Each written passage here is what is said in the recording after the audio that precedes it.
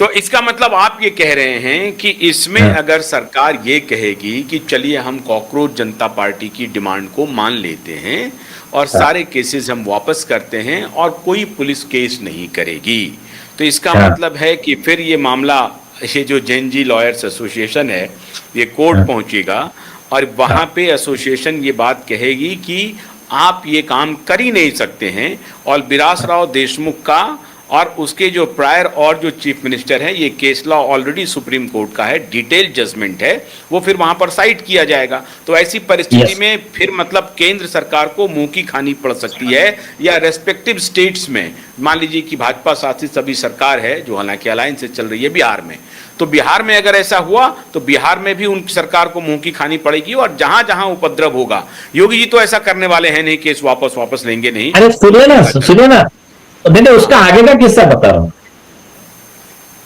उसमें और एक जजमेंट है जिसमें महाराष्ट्र के कांग्रेस के मिनिस्टर स्वरूप सिंह नाइक और फॉरेस्ट मिनिस्टर और उनके फॉरेस्ट डिपार्टमेंट के चीफ सेक्रेटरी अशोक खोत, इनको दोनों को 1 महीना जेल में भेजा और कॉस्ट लगाया 50,000 अलग, हो गया। और उसमें एक प्यारा लिखा है, प्यारा नंबर 22। वो प्यारा नंबर 22 में हमारे माननीय प्रधानमंत्री मोदी जी भी सुन लेंगे तो अच्छा रहेगा। और वो प्यारा नंबर 22 बीजेपी के फायदे में होने वाला है। आदि दिखने में आपको लगेगा उनके खिलाफ है, लेकिन फायदे में कैसा होने वाला मैं बताता हूं। मतलब हाँ, इसके लॉ के हिसाब से खिलाफ में है, वोट के हिसाब से फायदे में कैसा हो।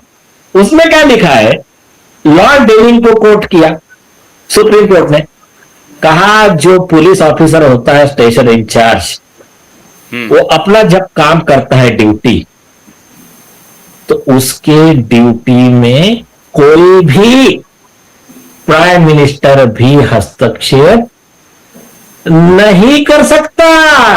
वो जो प्रोसीजर है सीआरपीसी का जो भी है उसके हिसाब से ही काम करेगा। इवन उसके सीनियर भी हस्तक्षेप नहीं कर सकते हैं गैर कानूनी तरीके से।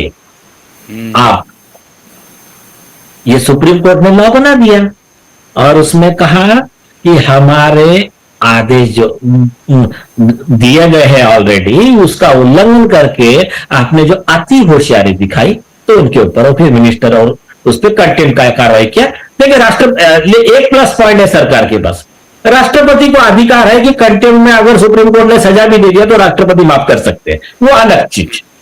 लेकिन अभी इसमें होगा क्या, होगा ये कि संविधान के खिलाफ काम करने के लिए ये कांग्रेस कपिल सिब्बल कांग्रेस पार्टी ने सरकार पे दबाव डाला। और बीजेपी वाले लोगों को क्या बोलेंगे मानो भाई, युवाओं को, देखिए आपके लिए हमने सुप्रीम कोर्ट की गालियां भी सुनी, हमारे ऊपर तो आग भी लग गई, हमारा ये हो गया, लेकिन हमने आपके हित का काम करने का सोचा। लेकिन आपके लॉ ऑफिसर जो थे वो लॉ का नॉलेज था नहीं उनको, उन्होंने आपके थ्रू गलत डिमांड करने लगाई।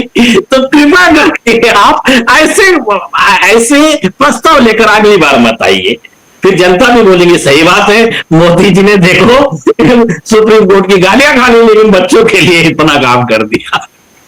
हाँ, अभी बड़ा एक इंटरेस्टिंग एक कार्टून वायरल हुआ था, याद है आप, हम लोग एक शो किए थे आपके साथ ही, मैंने किया था वो शो, जिसमें कार्टून वायरल हुआ था जब ये 7 मेंबर ऑफ पार्लियामेंट जो राज्यसभा के थे, ये टूट के जब गए थे भारतीय जनता पार्टी में, तो फिर ये सिंघवी और सिब्बल अब पता नहीं अंदर एंड क्या डील हुई भगवान जाने, लेकिन लोग कह रहे हैं कि 100 करोड़ की या इस टाइप की कुछ कुछ चर्चा चल रही थी। मुझे नहीं मालूम, ये पूरी तरह से असत्य हो सकता है और इसमें थोड़ी बहुत सत्यता हो भी सकती है कि भाई इनकी कोई डील हो रही है।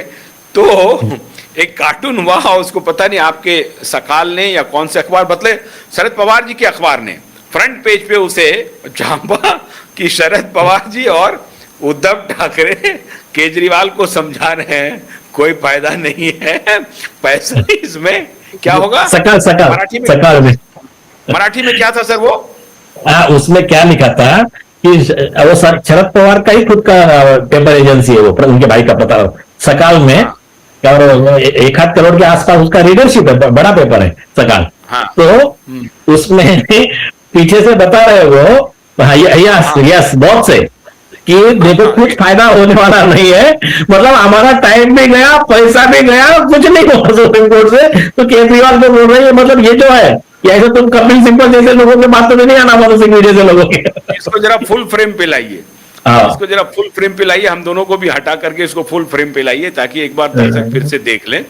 ये देखिए, ये कह रहे हैं कि अच्छा मराठी में क्या, अब इसको कह रहे हैं कोई फायदा नहीं होने वाला है, सिर्फ केवल पैसे पैसे का, की बर्बादी। पैसे का वेस्ट होगा। सिर्फ पैसे की बर्बादी है, इसको हटा दीजिए जी। हाँ, तो कुल मिलाकर के आप ये कह रहे हैं नीलेश जी कि कॉकरोच जनता पार्टी को जो 1 करोड़ देने की बात कपिल सिब्बल साहब ने की है, वो असल में उनको मदद करने के लिए नहीं है, बल्कि इस 1 करोड़ का ऑफर दे करके वो खुद को बचाना चाहते हैं, क्योंकि उनके खिलाफ एक प्रोसिक्यूशन ऑलरेडी पेंडिंग है और उनके लाइसेंस कैंसिल हो सकते हैं। तो वो इसके पहले एक माहौल बना रहे हैं, जैसा कि उद्धव ठाकरे साथ में आ गए, केजरीवाल जी को जेल जाना है, वो भी इंतजार ही हो रहा है, अगस्त में सुनवाई है, और ठाकरे जी का तो मेरे ख्याल से 3 अगस्त को है, वहाँ भी अब लास्ट स्टेज में FIR का आदेश आने की संभावना पूरी है। और रशीद खान पठान, मुरसिन शेख, इन्होंने इनके खिलाफ केसेस फाइल करके रखा है ना, अभिषेक मनु सिंह भी, कपिल सिब्बल के खिलाफ ऑलरेडी कंप्लेंट फाइल है। तो भाई दीपके जी और दास साहब जरा होशियार रहिए, ये 1 करोड़ रुपए लेकर के तो आए हैं, अब पता नहीं उससे आपका लाभ होगा या नुकसान होगा। मोटी बात यह है कि सिब्बल साहब खुद को बचाने के लिए इनके साथ उतर गए हैं और इनके खिलाफ खुद ही, आप ठीक कहा आपने कि एक चीफ मिनिस्टर के वो डाइंग डिक्लेरेशन एक प्रकार से हो जाता है, जो सुसाइड नोट है उनका, लिखो पुल का, उसमें उन्होंने नाम लेकर के लिखा हुआ है कि मैंने इनको इतने पैसे दिए।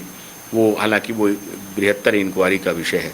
तो बहुत बहुत शुक्रिया नीलेश ओझा जी, आपने देश की आंख खोल दी है, और मैं उम्मीद करता हूं कि कॉकरोच जनता पार्टी के जो सुधी नेतागण हैं वो फौरन से पेशतर इस बात का संज्ञान लेंगे और अपने आप को अगर बचाना चाहते हैं तो सिब्बल साहब से दूर हो जाएं। वो शायद उनकी रक्षा नहीं कर पाएंगे, और जैसा कि नीलेश ओझा जी ने कहा कि हमने उनको कई बार शिकस्त दिया है अदालत में ही, अगर वो उनके साथ रहेंगे तो नीलेश जी भी, बल्कि ये जो जैन जी एसोसिएशन है वो आगे आ रहा है, और मेरा ख्याल से अंततः नीलेश जी भी आगे आएंगे। बहुत बहुत शुक्रिया, नमस्कार।